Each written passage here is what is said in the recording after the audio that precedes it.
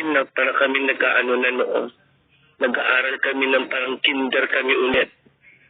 Na kailangan aralin namin din yung salita, gano'n.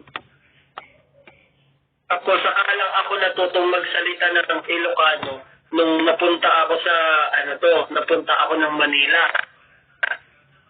Tuturuan nila ako, kasi maraming Ilocano doon.